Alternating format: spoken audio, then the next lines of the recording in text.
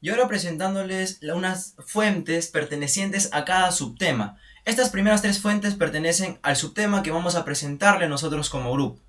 Entonces, estas fuentes nos sirven a nosotros y también a los lectores para poder generar lo que viene a ser la veracidad de los argumentos que vamos a estar planteándole a través de cada parte del trabajo. Continuando con una de las fuentes, tenemos la fuente número uno, que es de Muñoz en el año 2020. En la página 5 nos menciona algo muy interesante.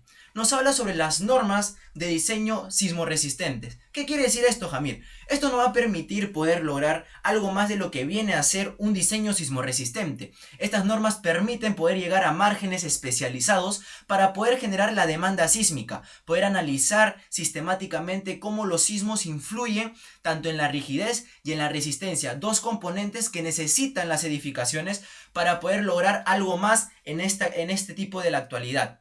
Podemos recalcar un informe que nos proporcionó el Instituto Peruano de Derecho Urbanístico, donde nos dice que el 43,9% en la actualidad de las edificaciones están siendo construidas de un octavo de piso a más. Esto quiere decir que como son construcciones un poco más avanzadas, más innovadoras, donde tienes que aplicar un poco más de tecnología, tienes que aplicar un poco más de análisis técnico, un análisis más a profundidad tanto de materiales, de estructuras, de quiénes se van a encargar de poder realizar dicho trabajo. Luego tenemos una fuente 2 que es muy interesante, donde nos recalca Martínez y Parra en el año 2019 en la página 5, donde nos dice algo muy interesante. Nos habla de ejemplos de materiales sismoresistentes, en este caso los disipadores de energía. ¿Qué son los disipadores de energía? Se preguntarán ustedes. Los disipadores de energía son aquellas estructuras que van ubicadas en la parte inferior de la edificación. La edificación tiene cuatro vértices en la parte de abajo, en la base. Entonces cada disipador de energía va anclado a cada uno de los vértices, ya que en el momento que surja un sismo de alta magnitud, la fuerza se traslada a la parte inferior, reduciendo los daños considerablemente.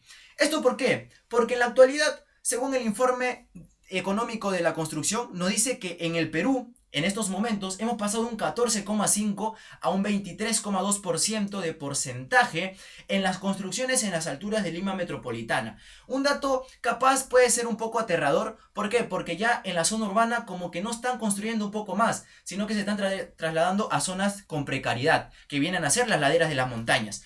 Un tema que hemos recalcado en la exposición pasada. ¿Por qué? Porque hablar de las laderas de las montañas es poder hablar de riesgos, de sobre todo vulnerabilidades, porque vas a pasar factores climáticos, factores externos como por ejemplo el sismo. Por algo al Perú no lo dicen que es un país altamente sísmico. Aquí podemos recalcar también, según relacionándolo con un autor más de la fuente 3, él es Bash Cabrera. En el año 2022, en la página 20, nos recalca un dato muy interesante. Así como Muñoz habla de las normas, este autor va a hablar un poco más no solo de las normas, sino del tipo de sistema antisismo que se tiene que aplicar en las edificaciones para generar sobre todo la calidad de la edificación y relacionarlo con lo que nos dijo un ingeniero británico, Isander Kindo. Isander Kindo nos dijo que la calidad de una obra no solo se mide por lo que se está viendo, sino lo que se mantiene firme cuando nadie lo ve. ¿Cómo lo podemos relacionar esto con la vida cotidiana? Relacionémoslo como el cuerpo humano. El cuerpo humano tiene piel y huesos.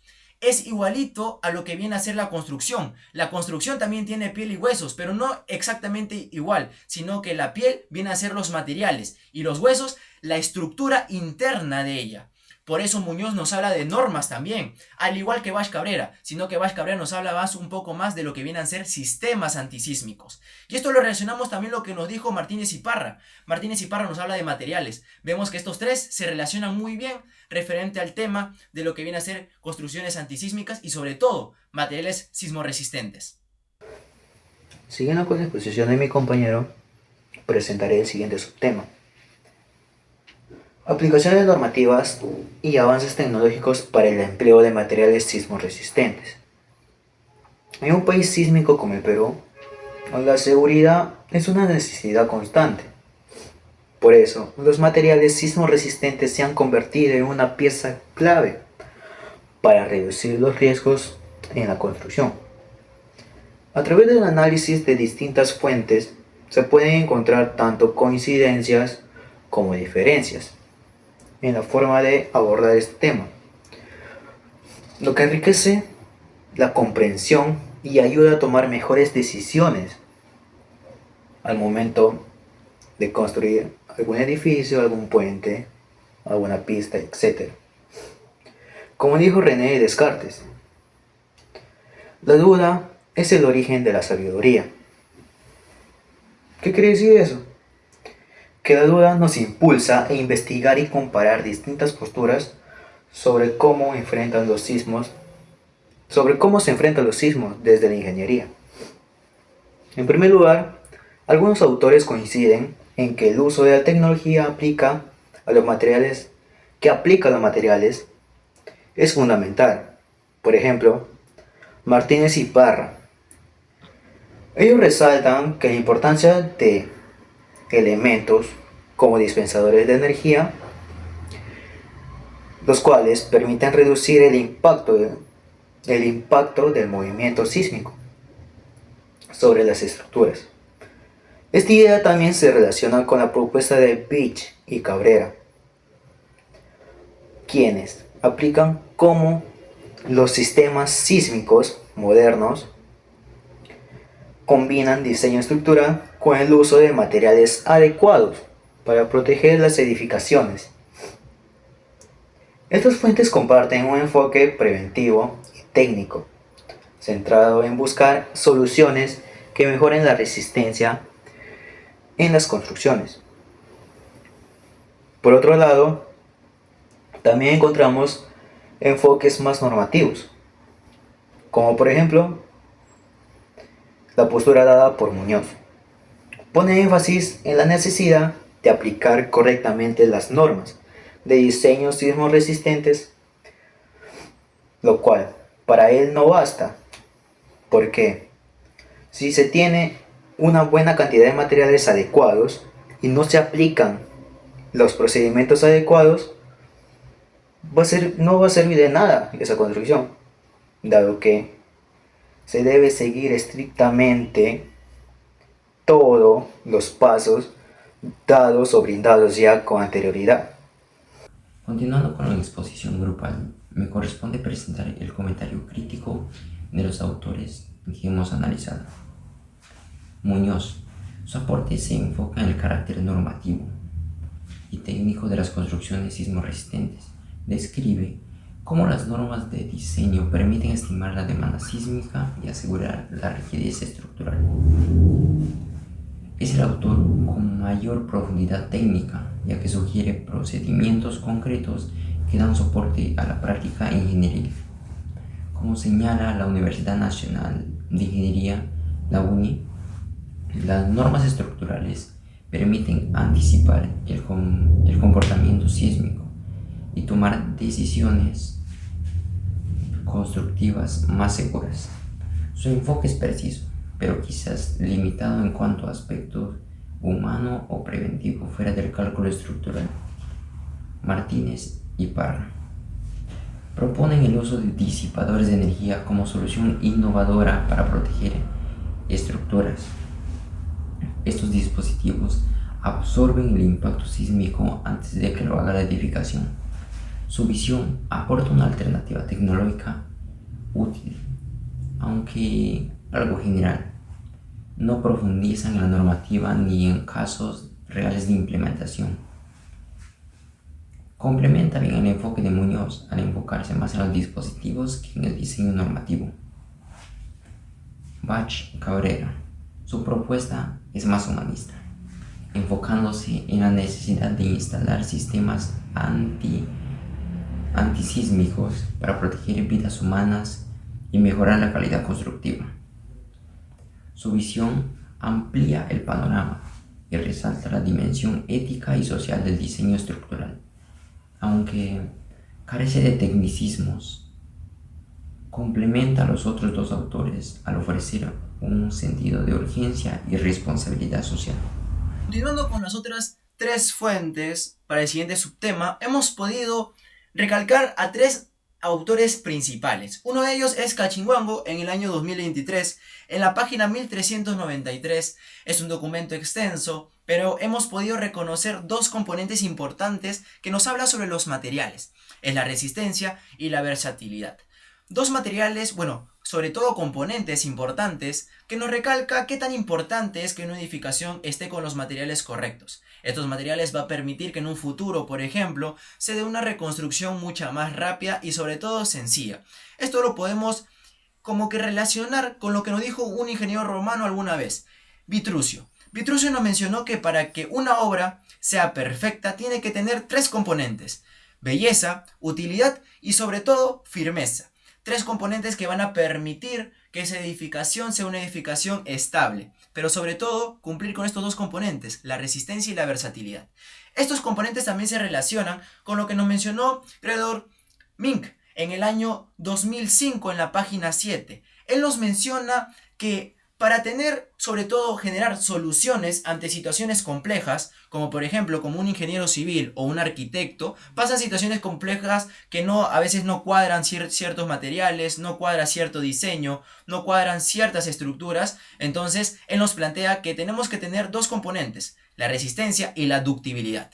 Dos componentes que van a permitir lograr dichas soluciones ante diversos tipos de situaciones complejas, ya que recordemos que Santiago Calatrava, un ingeniero español y sobre todo arquitecto, también nos mencionó esto. Nos dijo que los materiales, aparte de tener distintos tipos de componentes, características, propiedades, estos tienen que formar la base de todo tipo de construcción, ya que la construcción no debe solo mantenerse firme, sino también debe sobrevivir. ¿Por qué sobrevivir? Porque ante situaciones como por ejemplo terremotos, sismos, deben sobrevivir y mantenerse su firmeza y relacionarse, por supuesto, con lo que nos mencionó Martínez y Parra, los disipadores de energía, materiales que también se relacionan en algún momento. Y por último tenemos a un autor muy importante que en el año 2019 en la página número 21 nos menciona algo muy interesante. Y estoy hablando de Quispe. Quispe nos menciona que no solo tenemos que buscar la calidad de una edificación, sino también tenemos que buscar el salvaguardar la vida del ser humano o de los que están viviendo dentro de ello. Porque esto también nos menciona un profesor de la Pontificia Universidad Católica del Perú. Él es Juan Muñoz. Y sobre todo, él también lo citamos en la primera fuente. Entonces Juan Muñoz nos dice: una edificación puede tener todos los componentes, materiales correctos, estructuras correctas, pero sobre todo tenemos que proporcionarle al residente o al poblador una zona de evacuación rápida y sencilla, ya que nadie sabe en qué momento puede suceder un sismo o puede suceder un terremoto en el cual puedan permitir la evacuación rápida. Esa evacuación podrá generar que sobre todo esa edificación sea perfecta, y no solo por la rigidez o también por la ductibilidad o la versatilidad, sino que también va a permitir salvaguardar la vida, ya que recordemos que como ingenieros civiles nuestra importancia es que tenemos que salvaguardar la vida de las personas que están dentro de las edificaciones que nosotros hemos podido diseñar y implementar los materiales adecuados. Los materiales que nosotros hemos podido reconocer, esos son los materiales sismorresistentes. Prevención de los daños estructurales y cuidado de las vidas mediante el uso de materiales sismorresistentes. En medio de estas posturas técnicas y normativas, otras fuentes aportan ideas complementarias, como por ejemplo la postura de Cachihuango. Señala que estas cualidades de resistencia y versatilidad lo hacen un material idóneo para estructuras sismorresistentes, lo que resalta su utilidad no solo para resistir un sismo, sino que también para facilitar la reconstrucción. Del mismo modo, Gernot Minken sostiene que una estructura debe resistir un sismo de gran intensidad sin colapsar, lo que muestra la importancia de resistencia y ductilidad en los materiales. A esto se suma el enfoque humano de Quispe, quien recuerda que el objetivo principal es salvaguardar la vida de los habitantes, conectando el aspecto técnico con una necesidad social muy clara. Estas ideas nos muestran que, aunque las fuentes analizadas tienen enfoques distintos, todos coinciden en que los materiales sismorresistentes cumplen una función clave, lo cual es proteger la vida y minimizar daños, ya sea desde lo normativo lo técnico o lo práctico, todos apuntan al mismo objetivo. Finalmente, como dijo Nietzsche, la historia se repite. Y no podemos olvidar que ocurrido en el terremoto de Pisco del año 2007, a partir de esta experiencia es importante aprender a mejorar y a apostar por construcciones que sean realmente seguras. Reflexionar sobre estas fuentes nos da un panorama más amplio y nos permite valorar la importancia de elegir bien los materiales sismorresistentes en la construcción de nuestras viviendas y edificaciones. Cachiguango plantea que ciertos materiales poseen resistencia y versatilidad, lo que los vuelve ideales para estructuras sismorresistentes.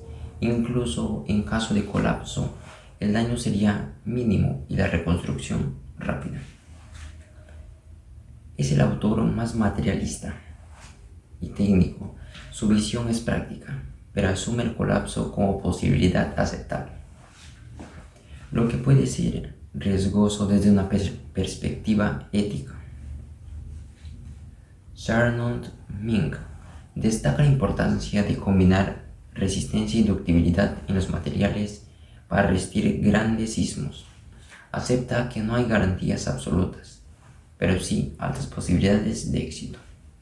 Es un enfoque probabilístico interesante, aunque útil, se queda en lo teórico y deja abierta la incertidumbre, lo que puede generar inseguridad si no se acompaña de un buen diseño estructural. Caparachi y Quispe. Ellos defienden un diseño estructural que no solo evite el colapso, sino que permita una evacuación segura ante un evento sísmico muy severo. Aporta una visión ética, preventiva y funcional. Esto se relaciona con lo indicado por la Organización Mundial de la Salud, la OMS, que resalta que una infraestructura segura salva vidas durante desastres naturales.